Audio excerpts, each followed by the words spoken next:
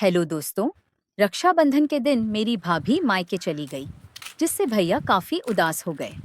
उनकी उदासी देखकर मैंने उनकी मनोदशा को बेहतर बनाने की कोशिश की। मैंने भाभी की अनुपस्थिति में उनकी कमी पूरी करने की कोशिश की और उन्हें खुश करने के लिए हर संभव प्रयास किया। लेकिन मुझे यह नहीं पता था कि आगे कुछ ऐसा होने वाला है जो मुझे हैरान कर देगा। पूरा किस्सा जानने के लिए तैयार हो जाइए। मेरी शादी के बाद यह पहली राखी थी और इस बार भैया मुझे मेरे ससुराल से लेने आने वाले थे। दरअसल 3 महीने पहले ही मेरी और मेरे बड़े भाई की शादी एक ही दिन हुई थी। मेरे ससुराल में सब कुछ बहुत अच्छा चल रहा था। अब राखी का त्योहार आ गया था और मैं मायके जाने को लेकर बहुत उत्साहित थी। मुझे अपने परिवार से मिलने और सहेलियों को शादी के बाद की बातें बताने का बेसब्र से इंतजार था। लेकिन मुझे नहीं पता था कि मेरे बड़े भाई मुझे ऐसा कुछ कह देंगे जो मुझे सोचने पर मजबूर कर देगा। मेरी शादी एक बड़े और संपन्न परिवार में हुई थी। मेरे ससुराल वाले बहुत अच्छे और दिलदार लोग हैं। मेरे ससुर जी ने मुझे अपनी बेटी की तरह अपनाया और हर तरह से मेरा ख्याल रखा। इस सब के बीच जब भैया रोहित मुझे लेने आए तो ससुराल वालों ने उनका दिल खोलकर स्वागत किया।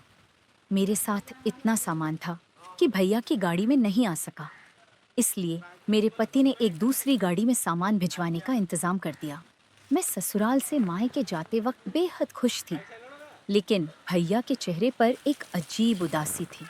मैंने उनसे पूछा भी कि क्या हुआ, पर उन्होंने बात टाल दी। घर पहुंचते ही मैं अपनी खुशी सबके साथ बांटने लगी। मैंने ससुराल की छोटी बड़ी बातें सबको बताई। मेरी भाभी से मेरी अच्छी बनती थी, तो उनके साथ मैंने खूब बातें की। लेकिन भैया अब भी चुपचाप बैठे थे। उनकी यह हालत देख मुझसे रहा नहीं गया और मैंने पूछ ही लिया, भैया क्या बात है, आप इतने चुप क्यों हैं? क्या मेरा आना आपको अच्छा नहीं लगा? तब भैया ने धीरे से कहा, तेरा आना तो बहुत अच्छा लगा, लेकिन मुझे यह सोचकर अच्छा नहीं लग रहा कि तेरी भाभी त्योहार के दिन अपने मायके चली जाएंगी। भाभी यह सुनकर हंस पड़ी। मैंने कहा, भैया जैसे मुझे अपने भाई को राखी बांधने मायके आना था, वैसे ही भाभी को भी तो अपने भाई को राखी बांधनी होगी। इसमें उदास होने की क्या बात है? वह जाएंगी और फिर वापस आ जाएंगी। मेरी यह बात सुनकर सब मुस्कुरा दिए और भैया का चेहरा भी खिल उठा। मैं बोली, भैया आपको भाभी की कमी महसूस नहीं होने दूंगी। भैया भी मेरी बात सुनकर हल्के से मुस्कुराए, लेकिन उनकी मुस्कान में एक हल्का सा इशारा छिपा हुआ था। अगले दिन रक्षाबंधन था, जिसे आम बोलचाल में राखी कहते हैं। सुबह भाभी के भाई उन्हें लेने के लिए आए। भाभी ने अपनी तैयारी पूरी की और अपने भाई के साथ मायके चली गई। अब घर में सिर्फ 4 लोग बचे थे, मैं, भैया और मम्मी पापा। हमारा घर काफी बड़ा था। मम्मी पापा ग्राउंड फ्लोर पर रहते थे और मैं, भैया सेकंड फ्लोर पर। शाम को तो मैंने सोचा कि भाभी के मायके जाने की वजह से भैया अकेलापन महसूस न करे, इसलिए उनके बेडरूम में जाकर उनसे बातें करने लगी। बातें हल्की फुल्की ही थी, लेकिन अचानक भैया ने मुझसे पूछ लिया, शादी से पहले तुम्हारे कितने बॉयफ्रेंड थे? मैं थोड़ा चौंकी, लेकिन फिर मैंने जवाब दिया, 4। हालांकि सच में वह 6 थे। फिर उन्होंने पूछा, क्या अभी भी तुम्हारा किसी से संपर्क है? मैंने ईमानदारी से कहा, हाँ, अभी भी 2 लोग कांटेक्ट में हैं और कभी-कभी हम मिलते भी हैं।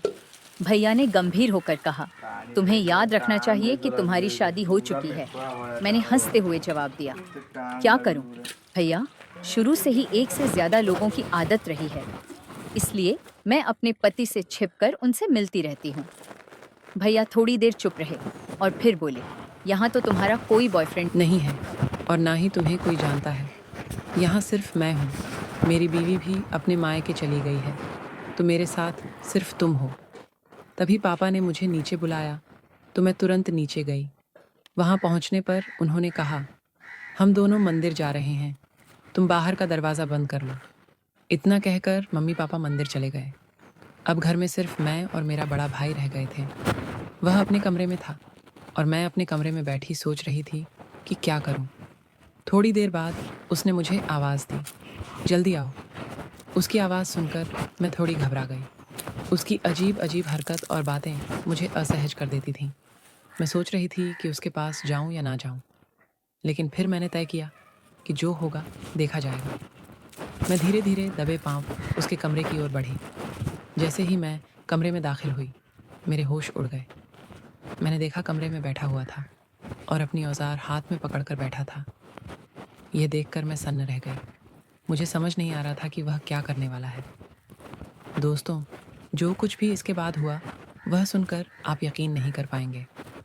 अगर आप जानना चाहते हैं कि आगे क्या हुआ, तो कमेंट में सिर्फ पार्ट 2 इंच लिख दीजिए। मैं इस कहानी का दूसरा भाग बिल्कुल विस्तार से अगले वीडियो में बताऊंगी।